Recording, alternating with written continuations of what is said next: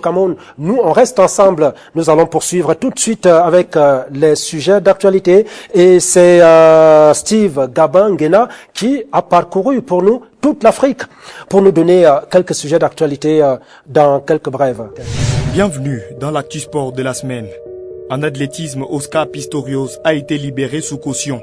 Le champion paralympique était devant le juge mardi dernier pour contester sa condamnation à 5 ans de prison en première instance pour le meurtre de sa petite amie et demander une liberté sous caution. Une requête acceptée par le tribunal, Pistorius est libéré, la caution étant fixée à 10 000 rand, soit $690. Cependant, il a été assigné à résidence chez son oncle et ne peut effectuer des déplacements que dans un rayon de 20 km de sa maison, entre 7h et midi.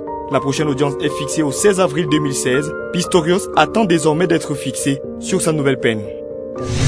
En squash, le mondial par équipe en Égypte a été reporté. Le Caire, la capitale égyptienne, devait accueillir le championnat du monde de squash messieurs par équipe du 12 au 18 décembre. Mais finalement, la compétition n'aura plus lieu dans le pays des pharaons. Après avoir subi le retrait de la France, l'Allemagne, l'Angleterre, les États-Unis et le Canada en début de semaine, les organisateurs du championnat du monde de squash messieurs par équipe ont décidé de reporter l'épreuve pour des raisons de sécurité.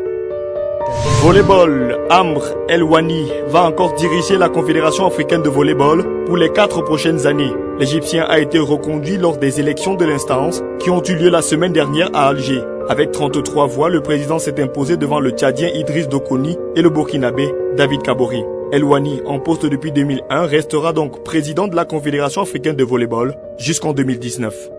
Football, le président mauritanien Mohamed Ould Abdelaziz a récemment ordonné l'arrêt de la finale de la Super Coupe de Mauritanie à la 65e minute. Pour départager les deux équipes en compétition alors qu'ils étaient à égalité un but partout, une séance de tir au but a été décrétée par le chef de l'État, visiblement lassé de regarder ce match. Une injonction du patron suprême que la Fédération mauritanienne de football s'est pressée d'exécuter. Plusieurs raisons ont été évoquées, mais quoi qu'il en soit, cette décision continue de faire couler encre et salive. Pour rappel, le même président avait, suite à un saut d'humeur, ordonné l'arrêt de la retransmission en direct d'une rencontre avec la presse. L'ordre avait été exécuté dans la foulée. La Sierra Leone a enfin autorisé à abriter les matchs de football. La Confédération africaine de football a décidé de lever l'interdiction du pays d'abriter les rencontres de football en vigueur depuis août 2014 en raison de l'épidémie Ebola qui sévissait dans le pays. Désormais, les matchs internationaux de football et donc les compétitions de la CAF peuvent à nouveau être organisés dans ce pays d'Afrique de l'Ouest, peut-on lire sur le site de la CAF. Le Libéria a également obtenu il y a quelques mois la levée de cette interdiction. Seule la Guinée reste sous le coup de l'interdiction de la CAF, le pays n'ayant pas encore été déclaré Ebola-free par l'Organisation mondiale de la santé. Au Zimbabwe, du sang neuf à la tête de la fédération. Le pays de Robert Mugabe a procédé le week-end dernier à l'élection d'un nouveau président à la tête de sa fédération de football. Philippe Chiyangwa est le nouvel homme fort du football local. Il succède à Cuthbert Diouf, révoqué par l'Assemblée générale le 3 octobre dernier. Opposé à Trevor David Joule, l'homme d'affaires Chiyangwa a obtenu 40 votes contre 13 pour son challenger. Omega Sibanga, quant à lui, occupera le poste de vice-président.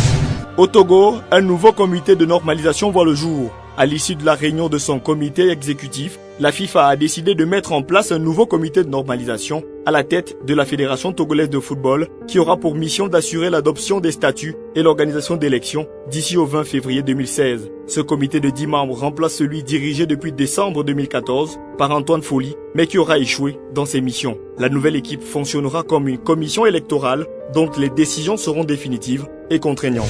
Refermons avec cette note d'humour. Issa Hayatou s'endort en pleine conférence. Le président intérimaire de la FIFA a été victime d'un coup de fatigue jeudi à Zurich, en pleine conférence de presse. Une journée chargée, mais surtout mouvementée, lors de la réunion du comité exécutif de la FIFA, avec les arrestations de 2 responsables de l'instance, dans le cadre de la vaste enquête autour du scandale de corruption qui a éclaté en mai dernier. Visiblement fatigué par son discours plein d'entrain, le président Issa Hayatou a eu plus de mal à suivre les interventions de ses collègues, finissant par s'assoupir devant les caméras. À la semaine prochaine. D'accord, Steve Gabin-Nguena. Voilà, Abdoulaye Ado.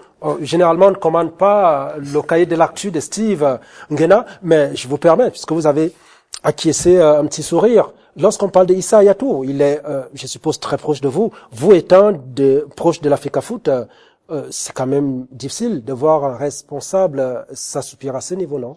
Honnêtement, pour être sincère, il n'est pas proche de moi. J'ai pas de proximité particulière avec lui. Mais moi, je crois que, vous savez, à un moment, on peut également être en train de réfléchir un tout petit peu et que les caméras peuvent prendre un certain nombre de choses. Mais c'est pas parce qu'on donne l'impression de s'occuper à autre chose qu'on ne suit pas les travaux. D'accord. Voilà. Ok. Nous allons tout de suite, sans autre commentaire, passer à la légende.